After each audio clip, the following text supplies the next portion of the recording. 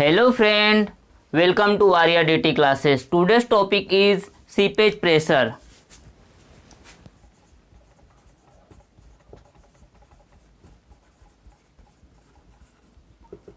Before discussing about seepage pressure, we discuss some terminologies we used in seepage pressure. So, when water flow through saturated soil mass, total head at any point consists of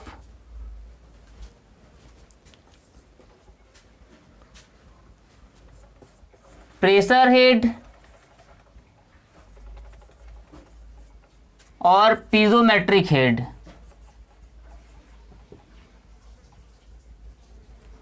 And the second is datum head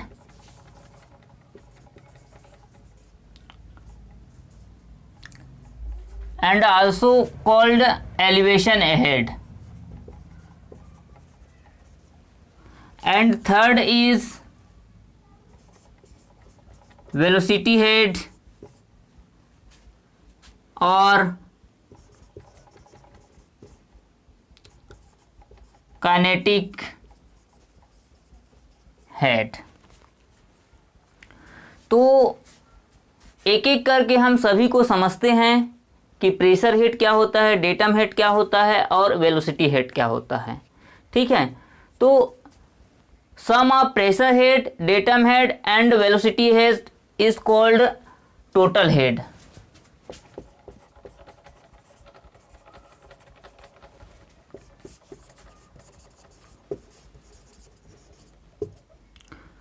pressure head को हम HW से denote करेंगे, datum head को Z से denote करेंगे and velocity head को V से denote करेंगे.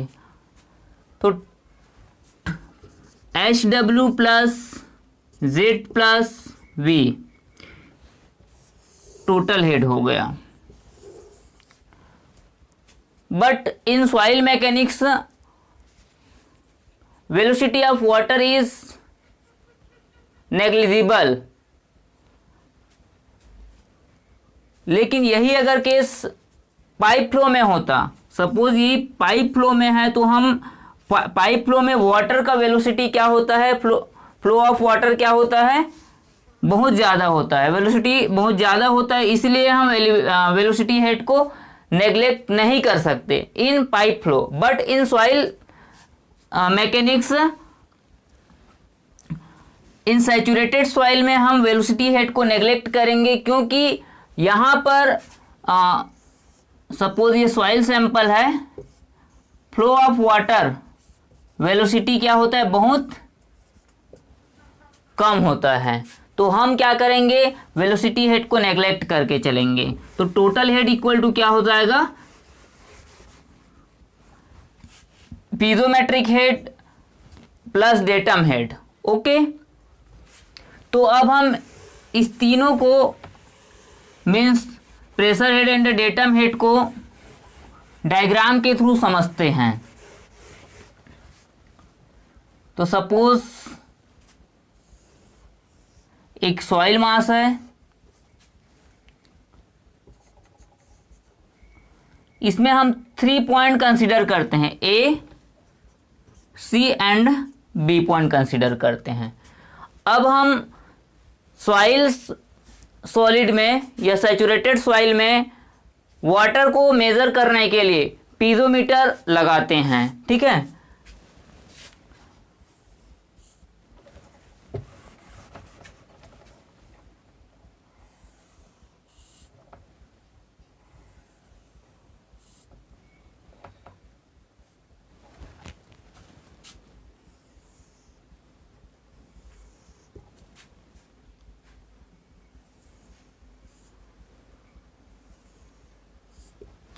ओके.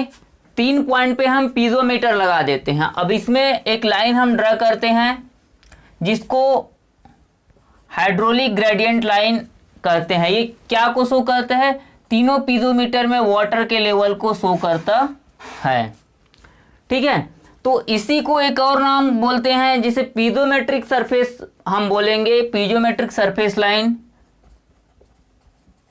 पीजोमेट्रिक सरफेस लाइन भी बोल सकते हैं। ओके, तो ए पॉइंट पर हमारा प्रेशर हेड क्या हो जाएगा, HWA। अब हम प्रेशर हेड को कैसे डिफाइन कर सकते हैं, प्रेशर हेड पीजोमेट्रिक, किसी पॉइंट से पीजोमेट्रिक ट्यूब में जितना वाटर का लेवल होता है उसका हाइट क्या होता है, प्रेशर हेड होता है। ओके, यहां पर क्या हो जाएगा HWC और यहां पर क्या हो जाएगा HWB। ओके, अब हम प्रेशर हेड समझ गए, अब हम डेटम हेड के बारे में डिस्कस करेंगे। ठीक है, तो डेटम हेड क्या होता है, किसी पॉइंट का एक रेफरेंस पॉइंट या डेटम पॉइंट से हाइट होता है। अब ये रेफरेंस पॉइंट हम जनरली कैलकुलेशन के सिंप्लिसिटी के लिए हम टेल वाटर लेवल से लेते हैं, टेल वाटर लेवल से। ओके, तो यहां से हम ले लेंगे एक डेटम लाइन ले लेंगे, या इसी को हम रेफरेंस लाइन भी कहते हैं। ठीक है, क्या कहेंगे, रेफरेंस लाइन। ओके, अब यहां से देखते हैं, यहां से हमारा डेटम क्या हो जाएगा ZB, यहां से ZC, ये हमारा डेटम हाइट हो गया, और यहां से क्या हो जाएगा ZA। ओके, यहां तक क्लियर हो गया। तो अब हम देखते हैं total head equal to pressure head HW plus minus datum head हो सकता है। वाई, क्योंकि अगर रेफरेंस पॉइंट से नीचे हमारा पॉइंट कंसीडर किए हैं तो वो माइनस में होगा, और रेफरेंस पॉइंट से ऊपर अगर हम पॉइंट कंसीडर किए हैं तो प्लस में होगा। क्लियर? तो अब हम देखते हैं, तीनों पॉइंट पे देखते हैं, head A point, B point और C पॉइंट पे। प्रेशर हेड A पॉइंट पे क्या हो जाएगा, pressure head HWA, B point पे क्या हो जाएगा HWB, C पॉइंट पे क्या हो जाएगा HWC। Okay, datum head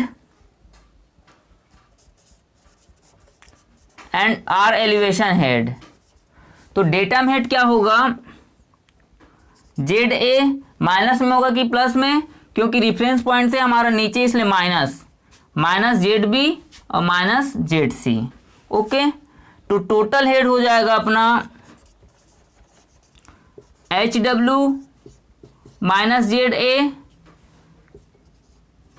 HWB minus ZB। यहाँ पर ZB और HWB का हाइट सेम है, इसलिए क्या हो जाएगा इक्वल टू 0, और HWC माइनस ZC। ओके, तो ये हो गया। अब हम इसी में देखेंगे हेड लॉस क्या होता है।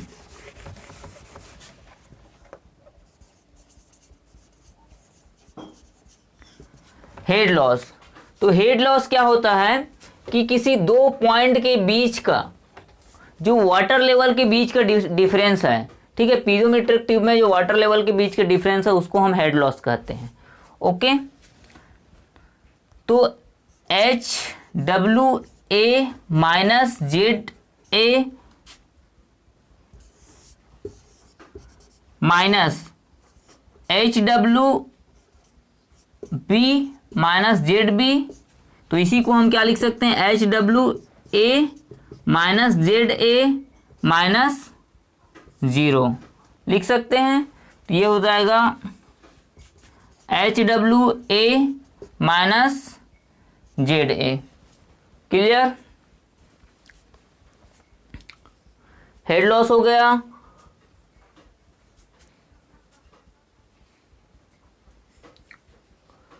अब हम हाइड्रोलिक ग्रेडियंट देखते हैं।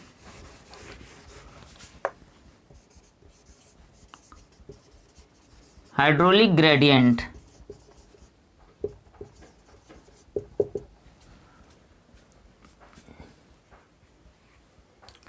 तो hydraulic gradient I equal to क्या हो जाएगा, head loss divided by length of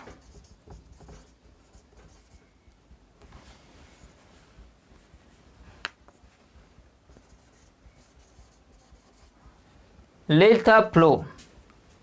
head loss क्या हो जाएगा, HL divided by length of flow L।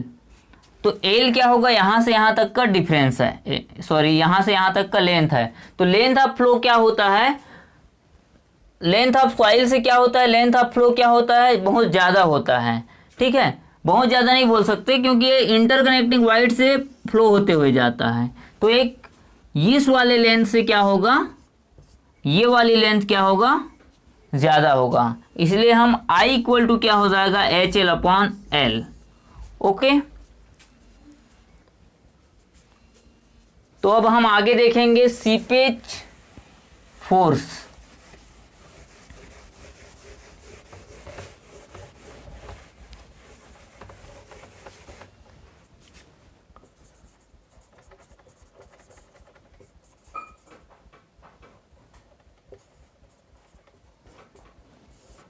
तो सीपेज फोर्स क्या होता है, तो when water flow through the saturated soil mass, it exert pressure soil skeleton. ठीक है, लिख देता हूं, when water flow through saturated soil mass, it exert pressure on soil skeleton।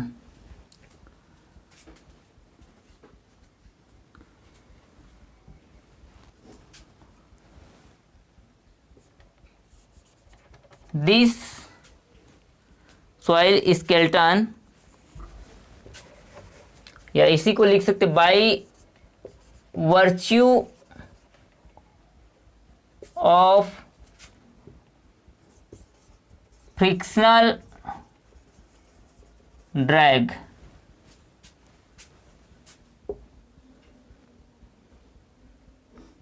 This exert pressure is known as seepage pressure। Okay, अब हम seepage pressure को समझते हैं कैसे। सॉइल स्केलेटन मीन्स क्या हो गया, सॉइल स्केलेटन मीन्स सॉइल मास में जो सॉलिड प्रेजेंट होगा उसको हम क्या कहते हैं, सॉइल स्केलेटन। तो वाटर क्या करता है,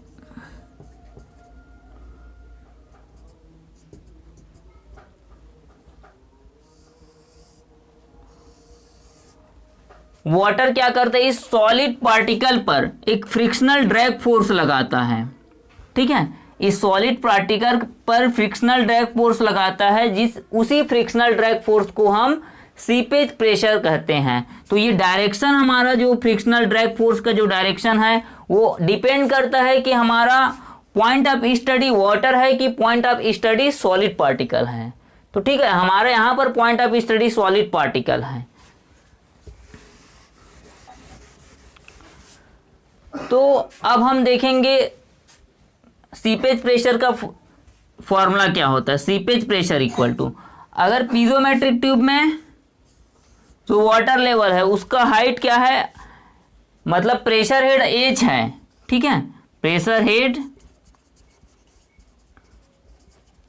किसी पॉइंट पर प्रेशर हेड H है और hydraulic gradient I and unit weight of water gamma W है, ठीक है। तो उस केस में क्या होता है, H इंटू गामा W क्या होता है, सीपेज प्रेशर होता है। अब ये H इंटू गामा W कैसे आता है, तो प्रेशर इक्वल टू क्या हो जाता है, weight of water divided by area. तो weight of water piezometric tube में जितना हाइट तक हमारा वाटर राइज किया हुआ है, तो H हाइट तक राइज किया हुआ है और उसका एरिया, ठीक है, पीजोमेट्रिक ट्यूब में जो वाटर राइज हुआ है उसका एरिया हमारा, और unit weight of water divided by area, ठीक है। तो ये क्या हो जाएगा, H into gamma W। Clear. तो seepage force equal to H into gamma W। तो अब इसको और क्या लिख सकते हैं, जैसे I इक्वल टू, अभी मैं लिखा था head loss divided by length, तो H इक्वल टू क्या हो जाएगा, I इंटू एल। तो यहां से इसको I into L into gamma W भी लिख सकते हैं। Seepage pressure equal to I into L into gamma W। Okay, अब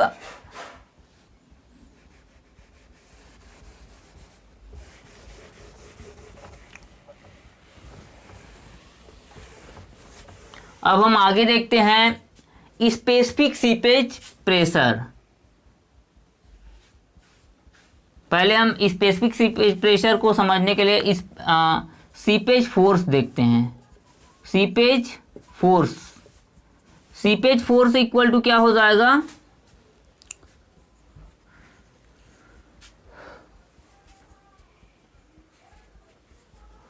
सॉरी, सीपेज फोर्स अभी देखे थे I into L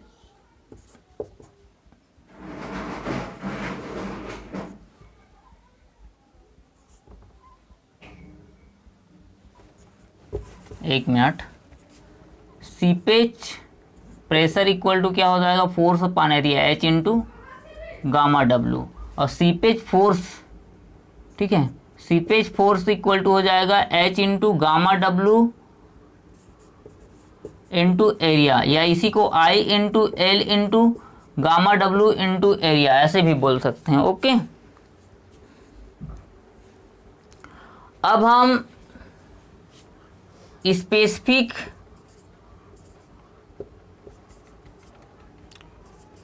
seepage force, तो स्पेसिफिक सीपेज फोर्स हो जाएगा PF। ओके, तो ये हो जाएगा पर यूनिट, स्पेसिफिक वर्ड लग गया मतलब per unit volume, H into gamma W into A।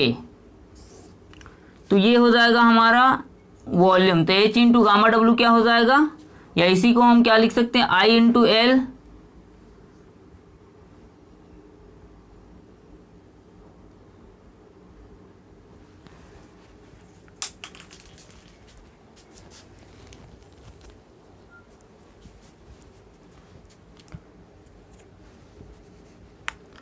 I into L. तो ये क्या हो जाएगा, एरिया इंटू लेंथ, तो ये कैंसिल हो जाएगा, एरिया और length I into gamma W। ये हमारा हो गया specific seepage force. Okay,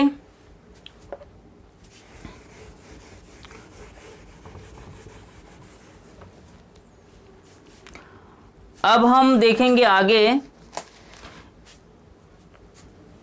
effective stress. Seepage pressure के कारण जो इफेक्टिव स्ट्रेस पे क्या इफेक्ट होता है इसके बारे में देखेंगे। तो effective stress equal to total stress plus minus seepage force, ठीक है, प्लस माइनस सीपेज फोर्स। इसी को कहीं कहीं पर PS से भी डिनोट किया गया है। ओके, कुछ बुक में PS से भी डिनोट किया गया है।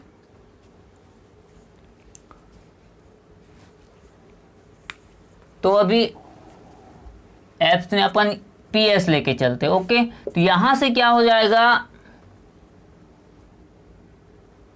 अब कंडीशन देखना पड़ेगा कि डाउनवर्ड फ्लो है कि अपवर्ड फ्लो है? If water flow in downward direction,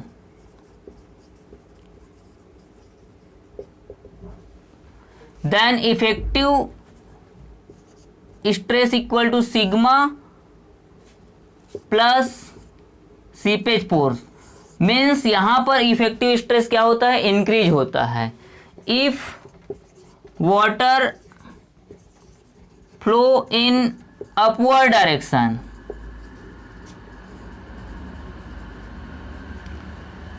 in water flow in upward direction, तो इफेक्टिव स्ट्रेस क्या हो जाएगा? Sigma minus P S. Okay, sigma minus P S, ये हो गया। अब हम देखेंगे 3 कंडीशन देखेंगे। पहला कंडीशन है हमारा no flow condition. No flow condition, तो नो फ्लो कंडीशन में क्या होता है या क्या डायग्राम बनता है? Total pressure, seepage pressure, total pressure, pore pressure and effective stress का ये देखेंगे। तो ये हमारा हाइट सपोज h है और इसमें वाटर लेवल h1 हाइट तक है। तो यहाँ पर हम पीजोमीटर लगा देते हैं और एक पॉइंट कंसीडर करते हैं C पॉइंट। ये हमारा A पॉइंट हो गया और ये हमारा B पॉइंट हो गया। तो इसका हाइट क्या है? Z हाइट तक है। ओके, तो यहाँ पर भी हम एक पीजोमीटर ट्यूब इंसर्ट कराते हैं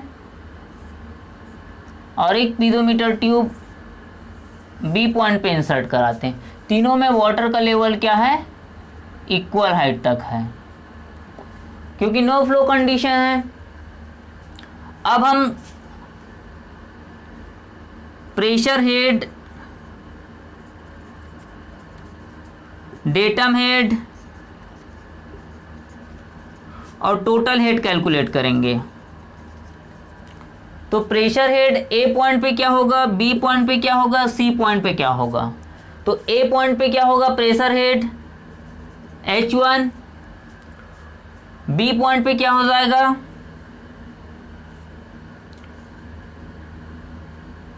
H1 प्लस H, ठीक है। इसमें हाइट क्या हो जाएगा? H1 plus H। C point पर क्या हो जाएगा? Z plus H1। Okay, datum head क्या हो जाएगा?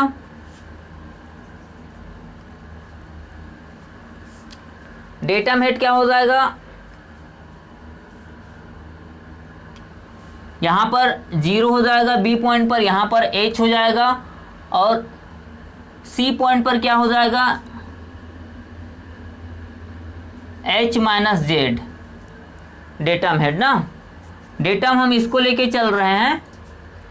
टोटल हेड क्या हो जाएगा? H plus H1, H plus H1 और यहाँ से क्या हो जाएगा? जेड जेड कैंसिल हो जाएगा, H प्लस H1। ओके, तो ये हो गया हमारा टोटल हेड। अब इसी के रेफरेंस से हम क्या कैलकुलेट करेंगे? सिग्मा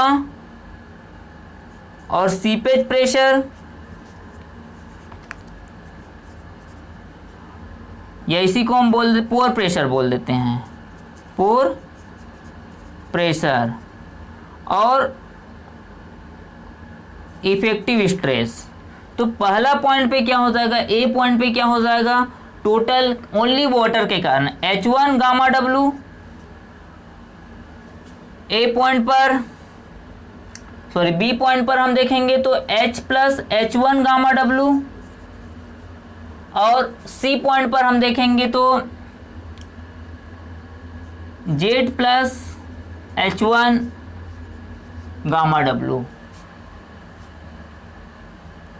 एक मिनट, ऐसा नहीं होगा। H1 gamma W plus H gamma saturated, H1 gamma W plus Z saturated, Z gamma saturated. Clear? क्योंकि ये वाटर है ओनली और यहाँ पर क्या है, सैचुरेटेड सॉइल मास है।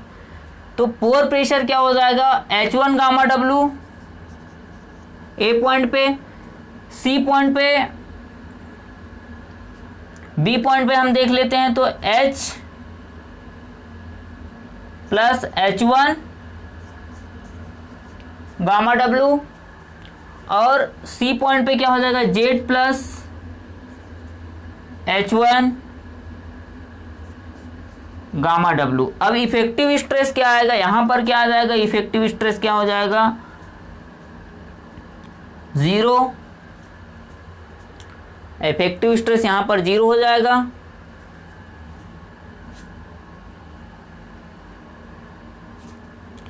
यहां पर इफेक्टिव स्ट्रेस क्या हो जाएगा, H1 gamma W plus H gamma saturated minus H gamma W minus H1 gamma W. तो यहाँ से क्या हो जाएगा, H1 गामा डब्ल्यू कैंसल, तो यहाँ से H gamma dash, H gamma dash. Clear? और यहाँ पर क्या हो जाएगा, H1 गामा डब्ल्यू यहाँ से भी कैंसल, तो जेड गामा डैश।